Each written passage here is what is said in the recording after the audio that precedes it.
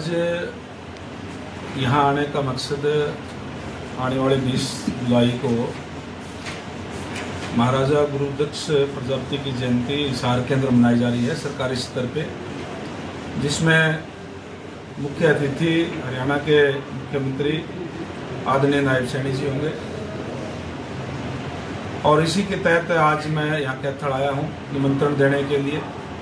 मुझे कई जिलों के अंदर जाने का मौका मिला है और क्योंकि ये पहली बार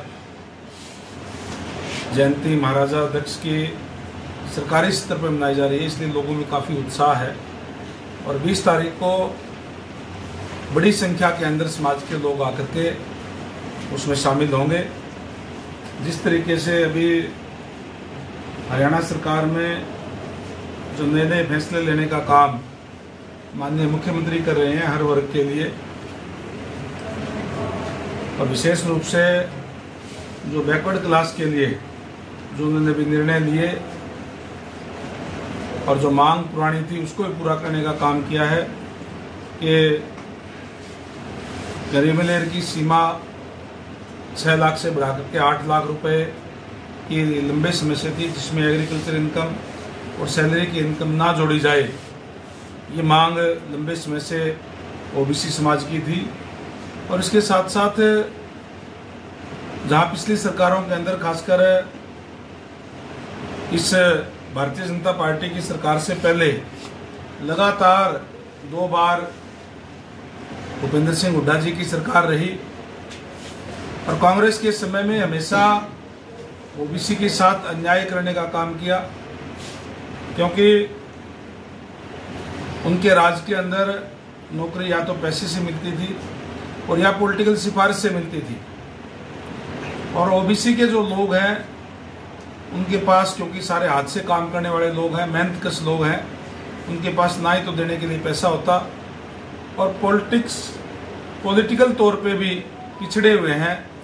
इसलिए कोई भी अगर सरकारी वैकेंसीज निकलती थी तो फिर उसमें मान लो कोई भी वैकेंसी 30 वैकेंसी बैकवर्ड की निकली है तो उसमें 5-4 लेकर के और बाकी बैकलॉग छोड़ दिया जाता था। एक नीचे छोटी सी लाइन लिख देते थे कि योग्य उम्मीदवार ना मिलने के कारण ये पद रिक्त छोड़े जाते हैं। इस तरीके के अन्याय कांग्रेस की सरकार ने करने का काम किया। मैं धन्यवाद और बधाई देना चाहूँगा हमारे मुख्यमंत्री को, जिन्होंने 23 जून को मीटिंग बुला करके गुड़गांव के अंदर और ये घोषणा की कि क्रीमी लेयर की आय सीमा as per government of India के तहत 6 लाख से बढ़ा करके 8 लाख की जाती है और उसमें एग्रीकल्चर और सैलरी की इनकम नहीं जोड़ी जाएगी। साथ में जो पूर्व की सरकारों में जो अन्याय ओबीसी के साथ हुआ उसकी भी भरपाई करने के लिए बैकलॉग भी पूरा किया जाएगा, ये भी घोषणा माननीय मुख्यमंत्री महोदय ने की। तो बड़ी बात है।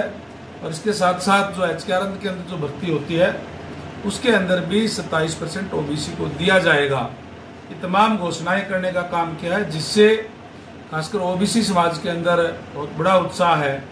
इसलिए बड़ी संख्या में हिसार में पहुंच करके जहां महाराजा दक्ष जयंती मनाने का काम करेंगे, वहीं समाज के लोग माननीय मुख्यमंत्री महोदय का इस बात के लिए धन्यवाद भी करेंगे कि उन्होंने बहुत पुरानी मांग को पूरा करने का काम किया है। इसके साथ साथ आदरणीय मुख्यमंत्री ने हर वर्ग के लिए नए नए फैसले लेने का काम किया है। हमारे जो पंचायती राज को और ज़्यादा मजबूत करने के लिए जिस तरीके से उनकी मांग थी कि हमारी जो शक्तियां वो बढ़ाई जाए, और इसलिए उनकी बात पे अमल करते हुए, उनकी बात को मानते हुए माननीय सीएम साहब ने घोषणा की है कि 21 लाख रुपए तक का काम बिना टेंडर के पंचायतें जो है वो करवा सकेगी।